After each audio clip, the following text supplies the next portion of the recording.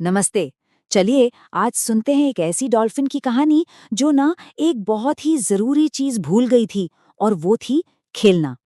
अच्छा, कभी ऐसा लगता है कि काम काम और बस काम इतना ज्यादा हो गया है कि बाकी चीजों के लिए तो जैसे वक्त ही नहीं है।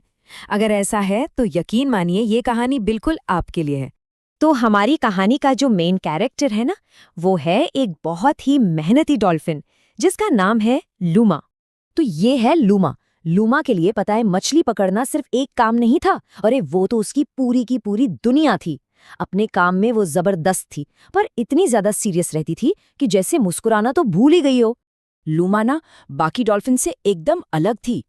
मतलब जहां दूसरी डॉल्फिन्स काम भी करती थीं और साथ में खेलती कूदती भी थीं, एक बैलेंस बना के रखती थीं, वहीं लूमा के लिए तो बस काम, काम और काम। वो हमेशा सीरियस और बाकी सब एकदम चिल, हंसते खेलते। पर होता क्या है, जब जिंदगी का ये बैलेंस बिगड़ जाता है, तब जो काम आपको सबसे ज्यादा पसंद है ना, वही एक बोझ जैसा लगने लगता है। और बिल्कुल यही हुआ लूमा के साथ। लगातार काम काम काम। नतीजा, वो पूरी तरह से थक गई। सारा जोश, सारी एनर्जी सब खत्म, बस स्ट्रेस ही स्ट्रेस रह गया। अगर हम एनर्जी लेवल की बात करें ना, तो लूमा की बैटरी बस 20% पर आ गई थी, और वहीं दूसरी तरफ बाकी डॉल्फिन्स 90% पर फुल चार्ज होकर तैर रही थी। क्यों? क्योंकि उन्हें पता था कि कब ब्रेक लेना है और कब खेलना है। और इस थकान का असर सीधा सीधा उसके काम पर पड़ा।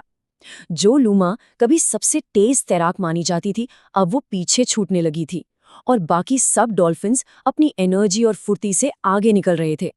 लेकिन फिर कहानी में आता है एक ट्विस्ट। लूमा को ये एहसास हुआ कि नहीं, अब कुछ तो बदलना ही पड़ेगा। तो लूमा ने क्या किया? उसने एक बड़ा सिंपल सा प्लान बनाया। पहला, मछली पकड़ने से थोड़ा ब्रेक लिया जाए, और दूसरा, दोस्तों के साथ जाकर थोड़ा खेला जाए। ये एक छोटा सा कदम था, पर बहुत ही जरूरी फैसला था। और पता है, इसी छोटे से बदलाव ने सब कुछ बदल कर रख दिया। चलिए देखते हैं कि इस खेलने की शक्ति ने आखिर क्या कमाल दिखाया। लूमा तो खुद हैरान रह गई। उसने देखा कि खेलने के बाद वो थकी नहीं, बल्कि उसके अंदर पहले से भी ज्यादा एनर्जी आ गई थी। उसका स्ट्रेस कम हो गया था और काम करने का वही पुराना जोश वापस आ गया था। तो इस पूरी कहानी से हमें सीखने को क्या मिलता है?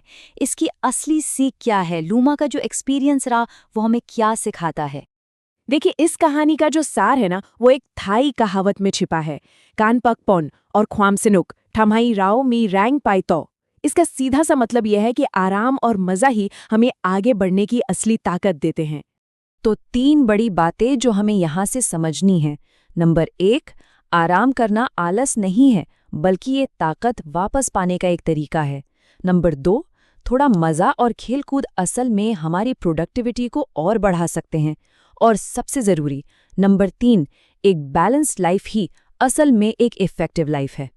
तो अब सवाल हमारे लिए है, हम अपनी जिंदगी में लूमा की इस सीख को कैसे अपना सकते हैं?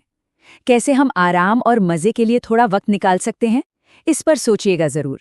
और हाँ, अगर ये कहानी अच्छी लगी हो तो इसे लाइक जरूर करें, और ऐसी ही और कहानियों के लिए सब्सक्राइब करना ना भूलें। शुक्रिया।